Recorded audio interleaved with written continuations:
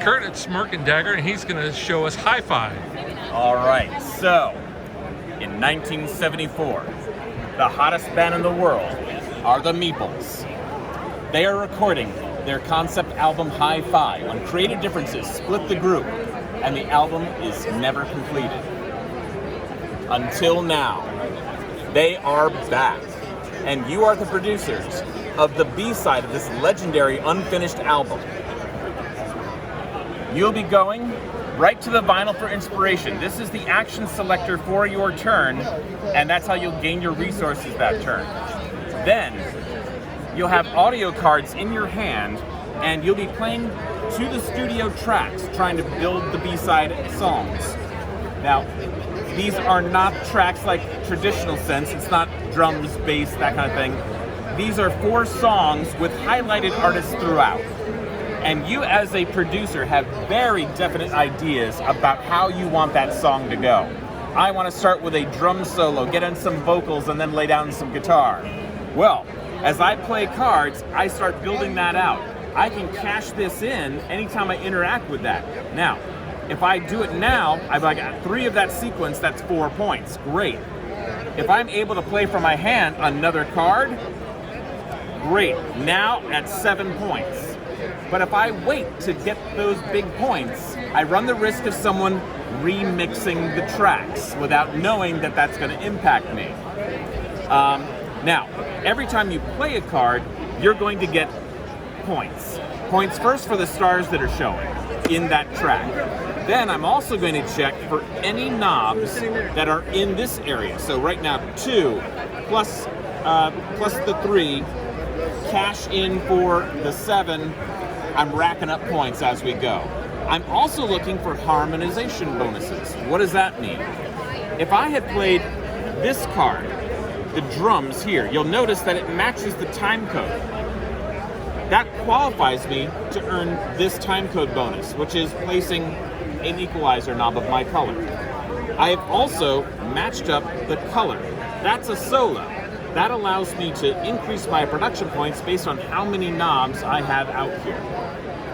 Or I could get, if I match the equalization, that's big amplitude, that'll get me 2 victory points.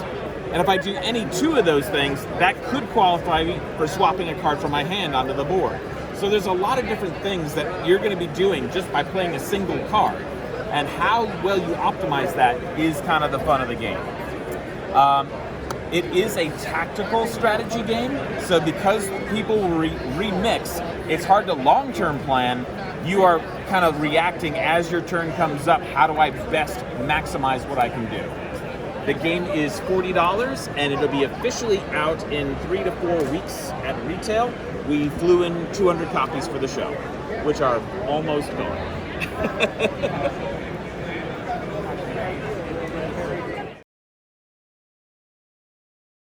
So this is Overthrone, and in this game, what you're going to do is, at the beginning of the game, you are going to be dealt 3 cards secretly, and we'll address those in a minute. But we are the influential powers that be, and these are all of our pawns. We manipulate the pawns, we move them throughout the board using this tracker right here. And what you're going to do is, at the start of the game, you're going to look at the 3 cards that you've been dealt, and you, despite having influence over all of these pawns, you're going to select one of these pawns to be your key to your victory. So we're going to choose the demon. You're going to choose this in secret, and you're going to keep these other cards face down as well, and that will provide you additional intel that I'll explain momentarily. But this is your piece here, and you can win Overthrown in one of 3 different ways. You can either manipulate these tiles to eventually get your demon piece to enter into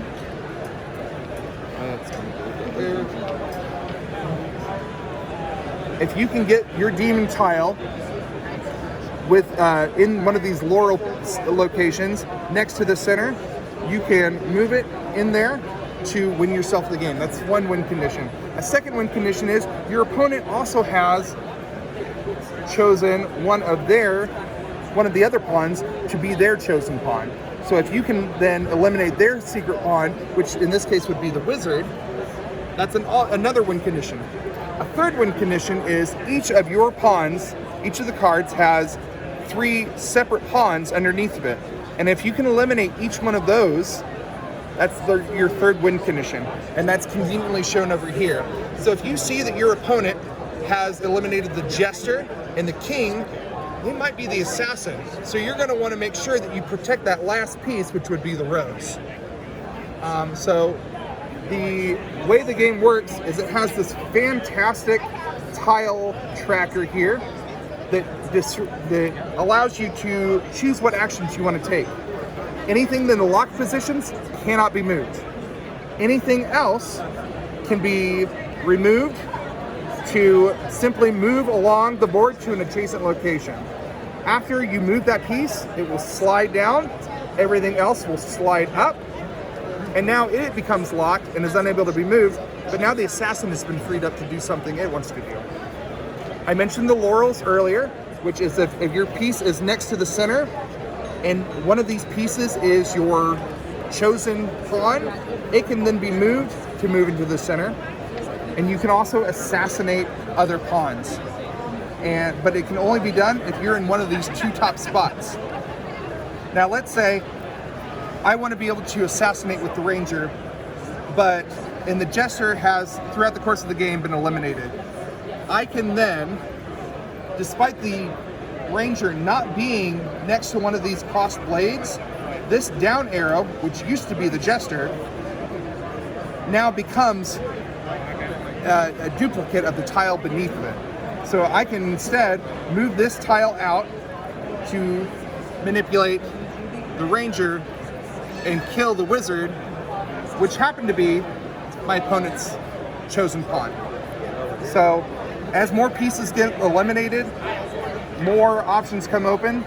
And so now this king, which is all the way down here, can actually either move to the center or even assassinate another pawn. And so that's the gist of the game.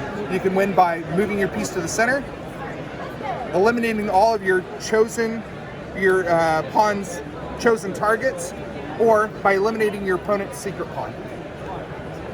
Thanks for watching our video. We hope you enjoyed it. And if you did, click that like and subscribe button. You can also follow us on social media like Facebook and Twitter at DadVDaughter.